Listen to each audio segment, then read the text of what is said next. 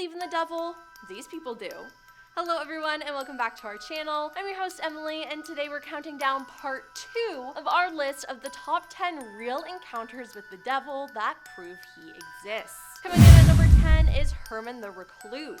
The Codex Gigas was published in the early 13th century and is written by Herman the Recluse, a monk who broke his monastic vow and was sentenced to be walled up alive. Now, in order to try and escape his dire fate, he promised to write a book that would glorify the monastery forever, a book that contained the entire knowledge of the universe. Now, Herman the Recluse was given one try to complete the book, and if he hadn't finished it by dawn, the sentence would be executed. Realizing by midnight that the task was impossible, Herman turned to the devil, who helped him finish the book for the price of his soul. Now, this book is also referred to as the Devil's Bible due to a fully colored portrait of Satan taking up a whole page. And when I say whole page, I mean a full 36-inch page. Now, the page next to the illustration contains a full description of the kingdom of heaven, and some say that Satan's portrait is his own signature, and others believe that Herman drew the portrait himself as a thanks. Number 9. Oliver Cromwell. In 1651, on the eve of the Battle of Worcester, Oliver Cromwell allegedly met the devil in the woods.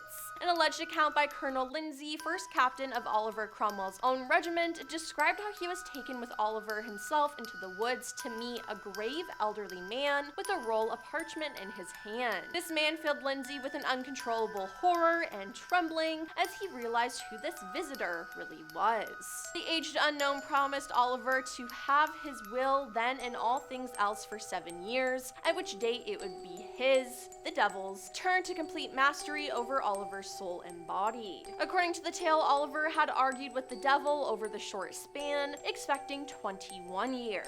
After the bargain was made, Oliver was reputed and have cried out joyously to the colonel, "Now, Lindsay, the battle is our own. I long to be engaged." And with remarkable precision, the leader of England's only experiment in Republican government died exactly 7 years later amid terrible storms in September 1658. Psychic. A user online detailed their experience they had with the devil. They said, "A few years ago, I joined a psychic development class. We would hold seances and communicate with dead relatives. I didn't realize that opening myself up to the spirit world would mean communication with dark forces as well as light. For a period of a few weeks, I'd been having strange dreams. I decided to finally hold a seance myself and see who was trying to get in touch with me, and that's when he showed up, Satan. We communicated telepathically for at least half an hour. He said a lot of things I wasn't expecting. He told me God had forsaken our planet, and that's why so many bad things were happening. He said he was disgusted with some of the things happening right now, war, poverty, etc., and was angry that God allowed it to happen. He actually said that he loved humanity and was misunderstood. He wasn't the devil the Bible was talking about. The strangest thing was his appearance. It was not frightening or demonic.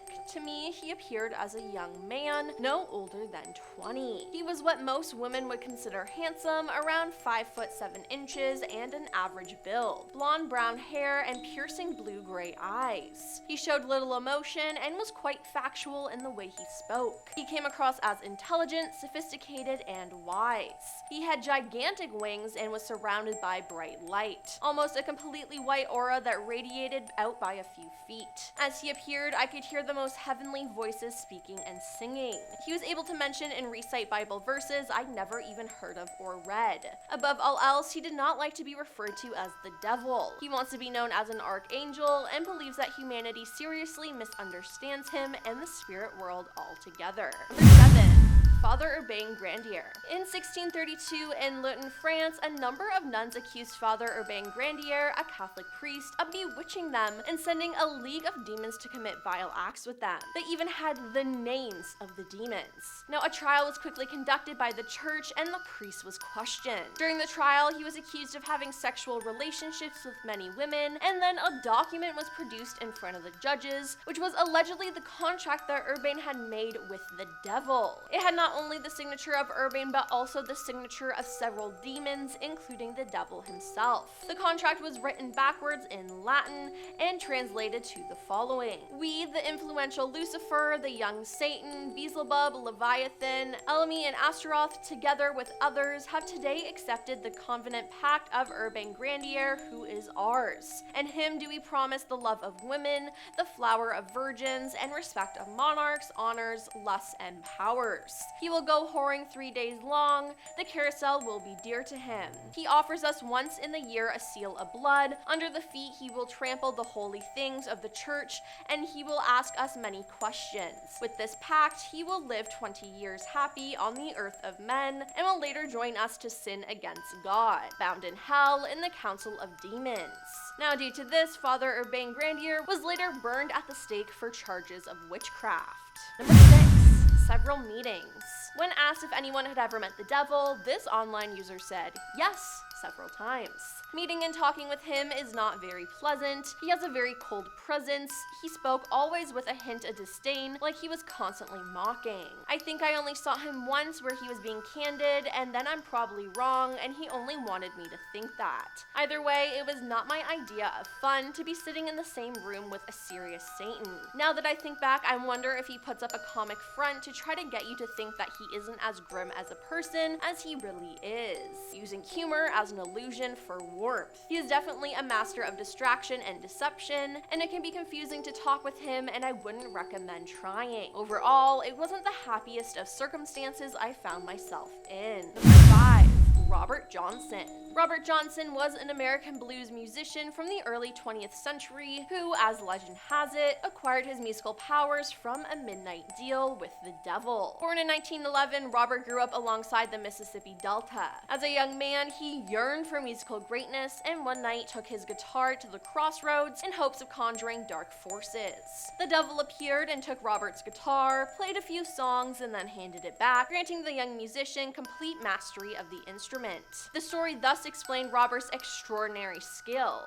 It also led to rumors that Robert's drooping eye spoke of an infernal connection, and that he turned away from his audience while performing to hide the presence of evil. Now, Robert did very little to discourage these stories. If anything, he played into it with lyrics such as, "Early this morning when you knocked upon my door, and I said, 'Hello, Satan, I believe it's time to go.'" Now, in 1938, he died under mysterious circumstances at the age of 27. Some say he succumbed to syphilis, others poisoning, whereas others contended it was the devil himself collecting his due. Number 4.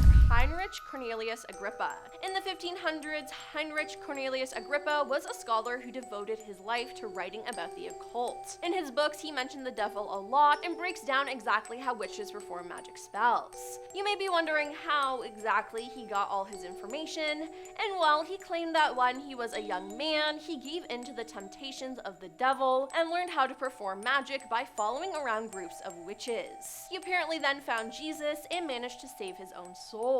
He wrote his books in order to teach others to keep the devil at bay. During his lifetime, he published 8 huge books about the occult. Even though he was so public about being friends with the devil, he was never put to death for witchcraft. Perhaps he was seen as publishing such valuable information on how to battle the devil, they just wanted to keep him alive to learn more. While it would seem that he would have been promoting witch hunts in the church, he actually pushed for people to be more sympathetic and understanding. He wanted to try to help save them from the devil's grasp and have God save them through prayer, rather than burning them at the stake.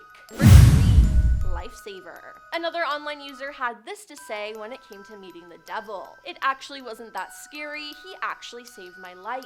I was being attacked by a bunch of demons, and he literally snapped his fingers and blew them up. I can't get him to go away now. Everywhere I look, he is there, but not in a threatening way. More like a guardian angel way. I prefer his brother Gabriel though, because he is very funny. I'm not kidding. He is sitting next to me right now. I know it must seem like I'm crazy or something, or just making fun of the question, but I'm not. I'm being dead serious."